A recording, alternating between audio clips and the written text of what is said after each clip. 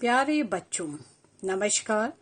मैं सरोज मल्होत्रा आपका हिंदी व्याकरण की कक्षा में स्वागत करती हूँ। आज हम रचना प्रसून में पाठ 1 भाषा लैंग्वेज पढ़ेंगे। भाषा का हमारे जीवन में क्या महत्व है, यह समझेंगे और जानेंगे। बढ़ते हैं पाठ की ओर। पार्ट 1 भाषा लैंग्वेज। पहले चित्र में माँ बोलकर रीना को अपनी बात समझा रही है, वहीं शरद लिखकर अपने विचारों को व्यक्त कर रहा है। भाषा विचारों को व्यक्त करने का माध्यम है। जब हम दूसरों तक अपनी बात बोलकर अथवा लिखकर पहुंचाते हैं, यही भाषा है। इसे हम चित्रों द्वारा समझेंगे। अध्यापिका बोलकर अपनी बात बच्चों तक पहुंचा रही है, वहीं अध्यापक लिखकर अपनी बात बच्चों तक पहुंचा रहे हैं। इसका अर्थ हुआ कि भाषा के 2 रूप होते हैं, मौखिक और लिखित। भाषा के 2 रूप होते हैं, मौखिक और लिखित। भाषा के 2 रूप हैं।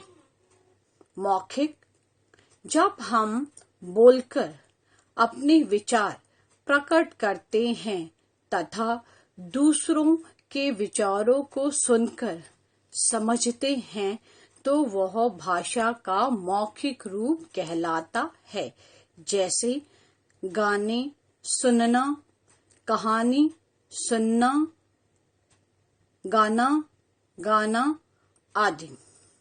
लिखित भाषा, जब हम लिखकर अपने विचारों को दूसरों तक पहुंचाते हैं तथा पढ़कर दूसरों के विचार जानते हैं, तो वह भाषा का लिखित रूप कहलाता है। जैसे पत्र लिखना, किताब पढ़ना, ईमेल भेजना आदि। बच्चों, हमारा देश एक विशाल देश है।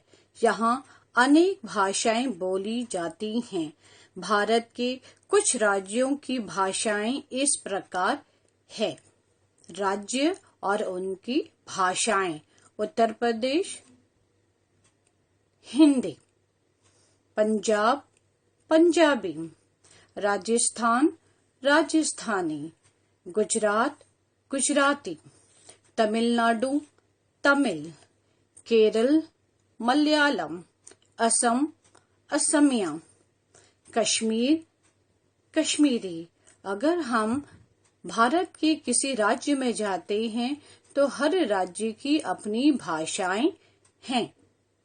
यहाँ कुछ राज्य दिए गए हैं और उनकी भाषाएं दी गई हैं। अगर हम गुजरात में जाएंगे तो वहाँ पे उनकी मातृभाषा है गुजराती।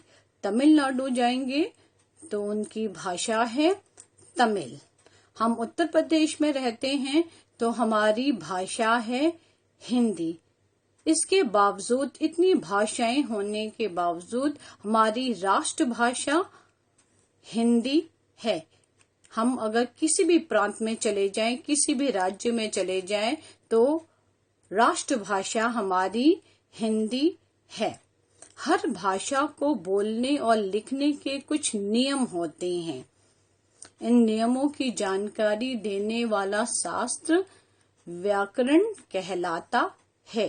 वाक्य को कैसे शुद्ध रूप से बोलना और लिखना हम व्याकरण के द्वारा ही सीखते हैं। अतः स्पष्ट है कि व्याकरण के ज्ञान द्वारा हम भाषा को शुद्ध रूप में बोलना और लिखना सीखते हैं। यहाँ आपको 2 उदाहरण दिए गए हैं उनको हम समझते हैं। पहला, दो बच्चे आपस में बात कर रहे हैं। बालक बोल रहा है, हम घर जाऊंगा। यहाँ भाषा का गलत उपयोग किया गया है। हम बहुवचन शब्द है, जब ज्यादा लोग होते हैं तो हम बहुवचन का प्रयोग करते हैं। वाक्य है, हम घर जाऊंगा, यह भाषा का गलत उपयोग है। मैं घर जाऊंगा, सही कथन है, मैं घर जाऊंगा। वहाँ बालक एक है तो वो कहेगा मैं घर जाऊंगा। वहीं दो बालक आपस में बातें कर रहे हैं और वाक्य है, हम नमन बोल रहा हूँ, यह कथन गलत है। हम बहुवचन शब्द है, हम नहीं होगा, सही कथन होगा मैं नमन बोल रहा हूँ। इन सब का ज्ञान हमें कौन कराता है? व्याकरण। तो व्याकरण नियमों की जानकारी देता है जिससे हम भाषा को शुद्ध बोलना और लिखना सीखते हैं। पाठ की कुछ खास स्मरण रखने बिंदु हम दोहरा लेते हैं। भाषा किसे कहते हैं? भाषा विचार व्यक्त करने का माध्यम है। भाषा विचार व्यक्त करने का माध्यम है। भाषा के दो रूप होते हैं, मौखिक और लिखित। भाषा के दो रूप होते हैं, मौखिक और लिखित। भाषा के नियमों की जानकारी देने वाला शास्त्र व्याकरण कहलाता है। भाषा के नियमों की जानकारी देने वाला शास्त्र व्याकरण कहलाता है।